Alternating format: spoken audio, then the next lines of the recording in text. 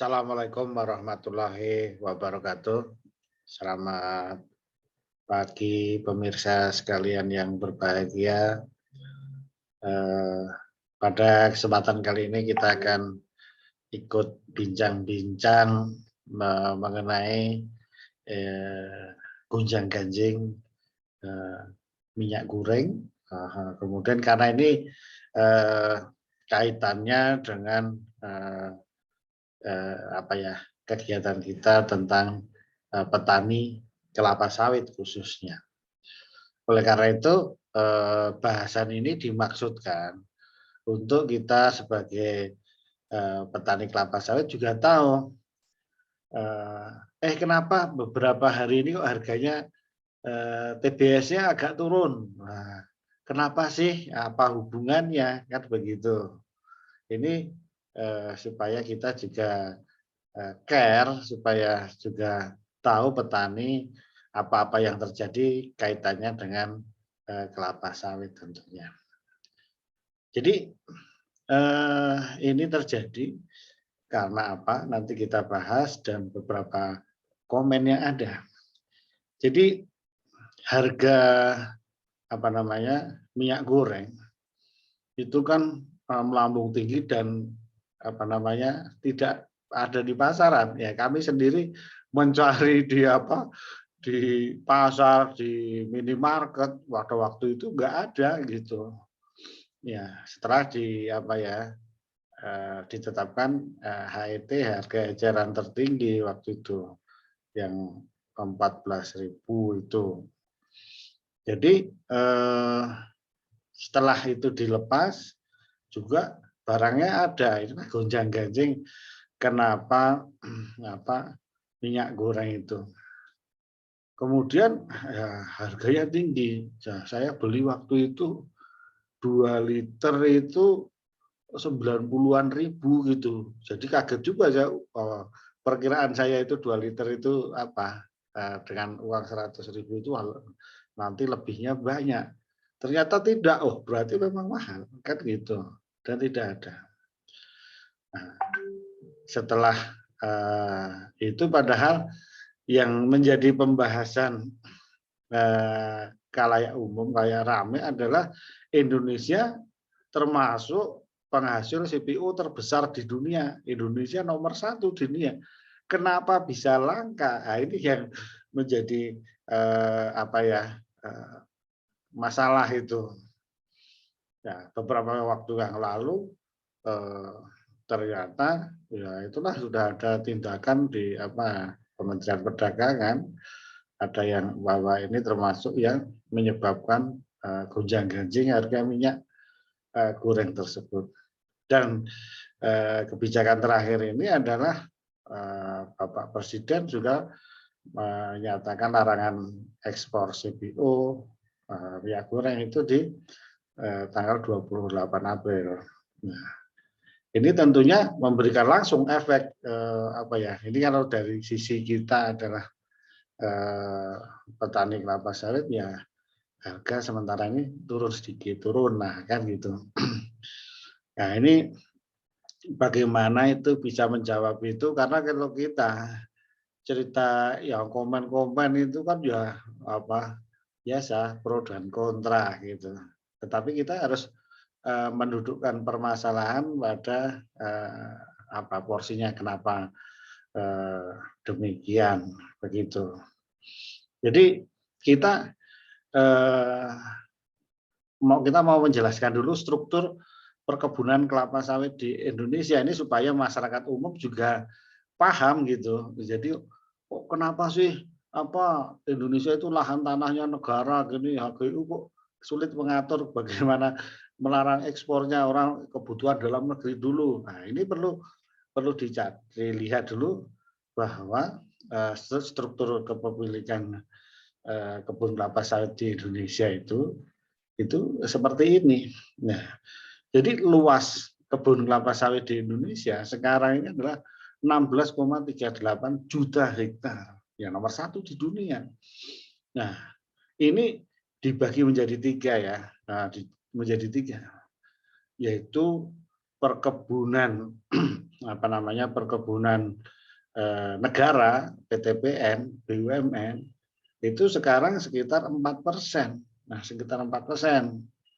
Kemudian perkebunan swasta itu 55% dan rakyat 41%. Nah, ini strukturnya. Ya. Jadi dulu itu bahkan sering kita baca kalau yang negara PTPN itu sempat 7% kan gitu. Nah, yang swasta sama petani itu kan naik terus, nanam terus sehingga porsinya menjadi turun. Ya, karena ini porsinya yang negara ini kecil sehingga kan tentunya tidak menentukan sekali karena cuma 4% ini yang harus dipahami. Ya, kalau negara besar kan ya produksinya diatur secara langsung ya tentunya mudah, tinggal disuruh dilarang apa kan gitu. Kemudian profil yang berikutnya adalah petani kelapa sawit yang jumlahnya 41 sekitar 41% tadi.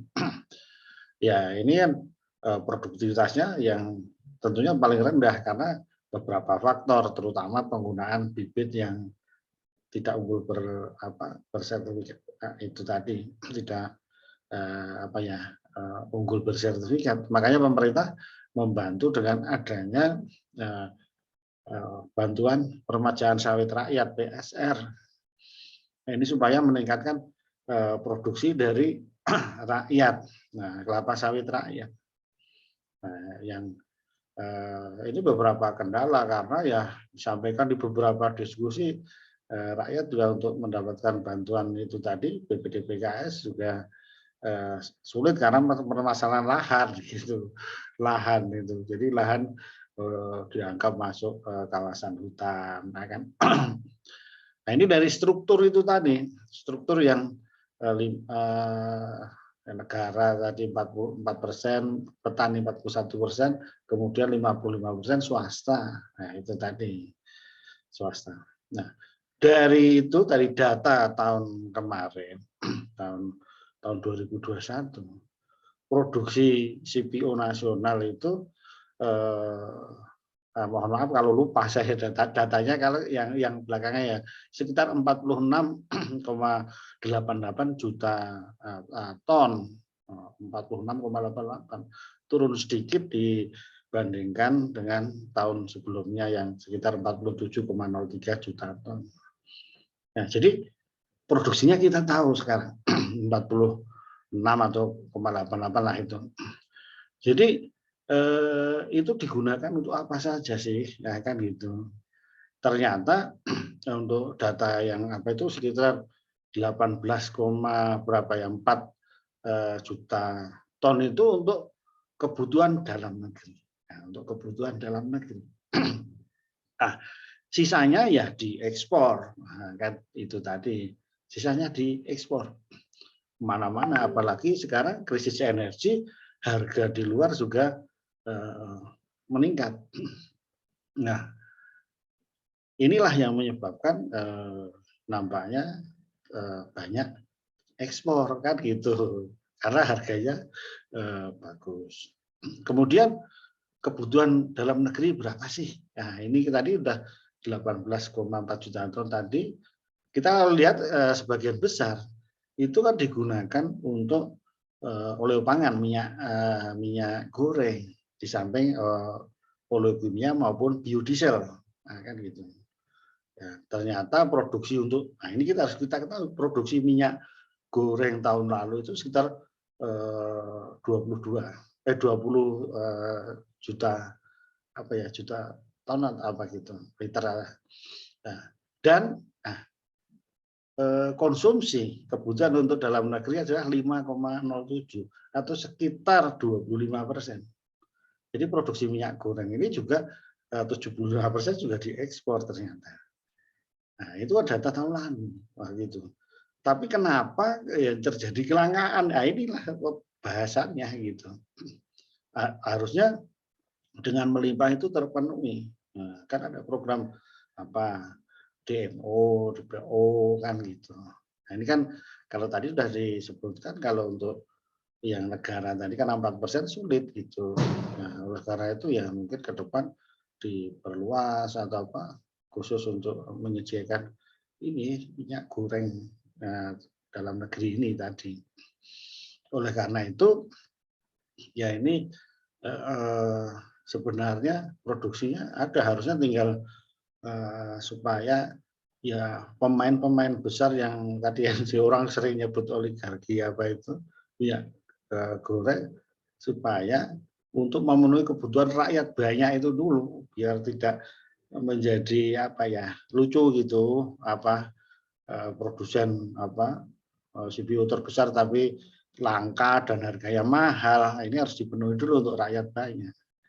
Nah, inilah alur cerita itu tadi. Ya, tinggal itu tadi terutama yang 55% itu ya itulah minta tolong itu untuk kebutuhan dalam negeri dipenuhi dulu. Ya, itu kalau yang 40% tadi rakyat itu kan juga mengikuti kondisinya, jangan disamakan gitu, beda. Nah, di rakyat itu tadi profilnya juga produktivitasnya rendah, kemudian luasnya juga namanya petani itu kalau menurut aturan pemerintah ya maksimal 25 hektar kan gitu yang dianggap petani. Ini yang belum lagi kalau meskipun semua menderita, petani juga sangat menderita dengan harga pupuk yang ganti harga 2 kali lipatnya, kemudian bahan saprodi lain seperti pestisida juga sangat mahal. Jadi harapan kami gendangnya 2, yaitu masyarakat umum tercapai harga minyak yang murah, wajar,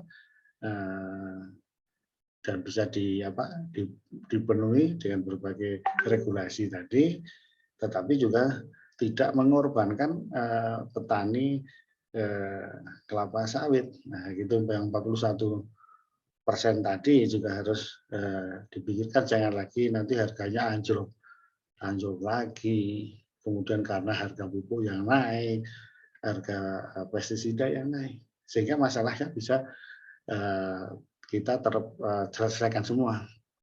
Rakyat menikmati harga minyak goreng yang murah karena kita produsen CPO terbesar di dunia kan gitu. Tapi petani khususnya petani sawit ya jangan terlalu dikorbankan kan gitu, jangan dirugikan. Nah, yang perlu bantuan ya yang itu tadi 55% dari swasta besar dan negara yang 4% tadi. Kira-kira itulah ceritanya merunut gonjang-ganjing dari harga minyak goreng yang belum stabil, yang merembet ke mana-mana termasuk tentunya produsen TBS atau CPO-nya.